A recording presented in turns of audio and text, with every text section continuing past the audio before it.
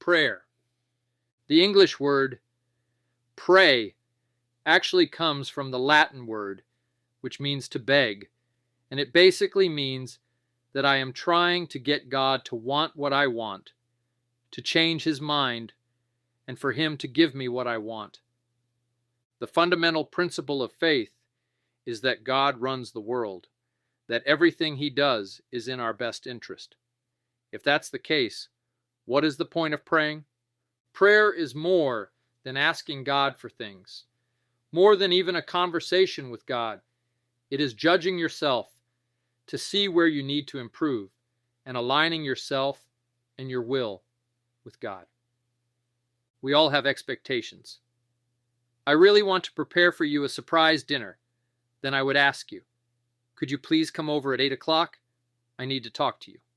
So you are on your way, and you are thinking, wow, it's 8 o'clock, and I'm hungry, and I really want to be able to focus on what she wants to talk to me about.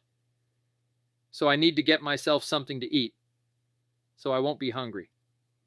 You get to the house, I fling open the doors of the dining room, and there is this incredible gourmet meal of all the foods you love.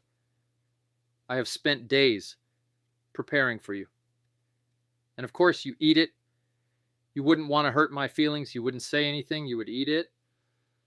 For me to be receptive to that gift, I need to really want it. Question: did you get what I wanted to give you? No, you didn't get what I wanted to give you. I want to give you the pleasure of a special meal, and I wanted to associate with you, but you are not hungry. You don't really want it. This is a perspective you do not see. The Hebrew perspective is that we are l'hitpalel.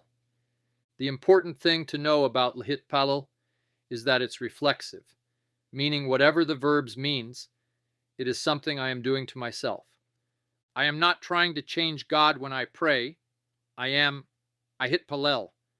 I am trying to change myself. Example, Genesis 3:8.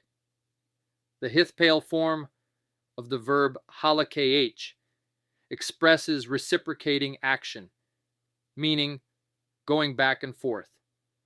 When I'm engaged in prayer, it's not so much communication for the sake of trying to transmit information to God and get him to change, but rather a personal transformation. When I am l'hitpalel, I want to hear myself saying this to God in the very act of me saying this to God. The communication prayer is going to affect me. It is going to change me. Therefore, I am trying to palel myself. God has a perspective we often do not see.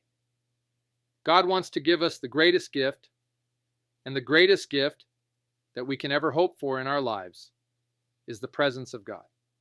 What does it mean to have the presence of God in our lives? The Tselem Elohim, in the image of God.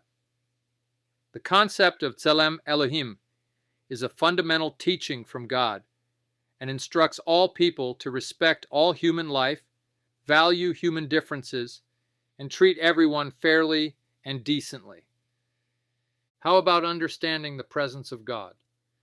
The presence of the values that God wants us to live, the presence of wisdom, the presence of understanding, the presence of love and kindness and peace. The presence of God is the greatest gift, because the gift of the knowledge of God is what I really need. Humans don't know what we need. We don't know what's really worth wanting. The power of prayer is a daily exercise to fill our heart, to inspire ourselves to what God wants, and a daily exercise of visionary thinking, dreaming the dream, anticipating what could be, and wanting what's really, really worth wanting. Prayer is the art of receiving. The desires for those blessings have to come from us. There is something that God can't do. He can give us the greatest blessing, but the desires for those blessings have to come from us. Only when we truly want God's blessings can God truly share them with us. God desires our prayers because He so much wants us to want what He is so willing to give us. And when you are one with what is really worth wanting, then you will become the very receptacle for all those blessings to download into your life. Prayer isn't just about talking to God and telling Him what we want. We actually create our world through prayer.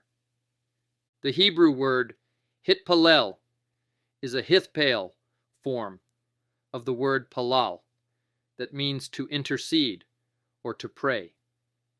Palal, in Peel form, palal means to mediate or to judge, hitpalel. In hitpale form, hitpalel means to intercede or to pray. To pray is to hitpalel. And hitpalel is more than communication. It is actually personal transformation. Understand that what is actually happening is you are creating your world through prayer. How do we create our world? Through prayer. A question: do we see reality as it is, or do we see reality as it is perceived by us? Is our brain like a camera that is just objectively looking at what is, or is our brain receiving raw data through our eyes, our nose, our ears, our mouth, and we take that raw data and our minds organize it, and we see the world as we see it? The world is as you see it is a function of how you interact with reality. Reality is, was, and always will be, and reality doesn't change. But your perception of reality can change.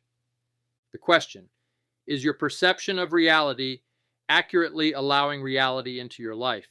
If God is going to be king, He needs a kingdom that freely chooses to acknowledge Him as a king. The difference between a ruler and a king is that a ruler dictates without the will of the people, but the king, the people choose to acknowledge his authority. In other words, for us to feel God's presence in this world as the ruling power, we need to choose to believe that God is the ruling power. And we need to choose to affirm our lives to the will of God as king.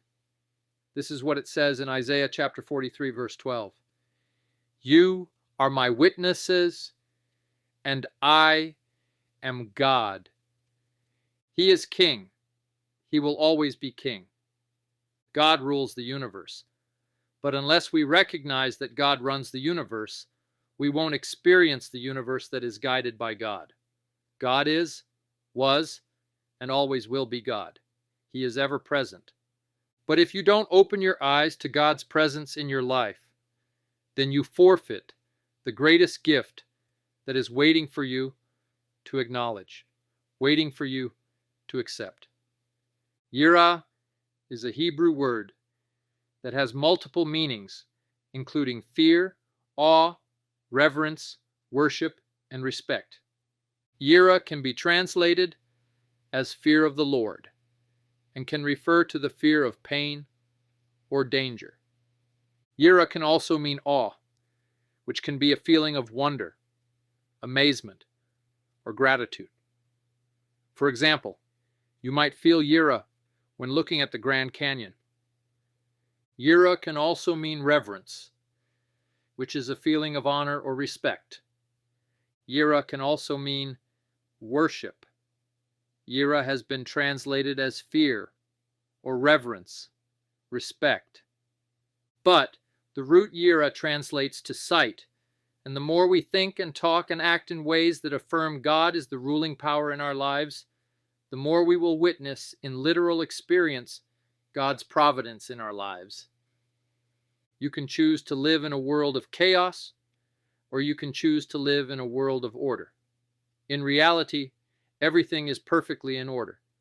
The physical world is very precise. The values which are required for the universe to be here are actually beyond comprehension. Just focus on the four main forces and forget the other hundreds which we rely upon for structure.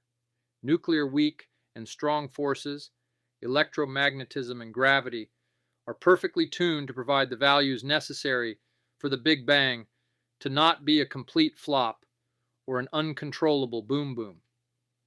But if you don't acknowledge that, if you don't live a life that affirms that God is creator and ruler of this physical universe, then you are living in a world that blocks out the presence and the providence of God. God is present and guiding us and giving us blessing. But if we need to be focused on ourselves and our need to change, the more we affirm the greatness of God, the wisdom of God, the guiding hand of God in our lives, the more we will literally experience all that in the world that we create. The building blocks of our world are what we think, what we say, and what we do. And the more our thoughts and our speech and actions affirm and bear testimony that God is in our lives, the more we will literally experience God in our lives again. God is in our lives. When you experience this, you see God from a different perspective. So prayer is not trying to get God to change his mind to think like me.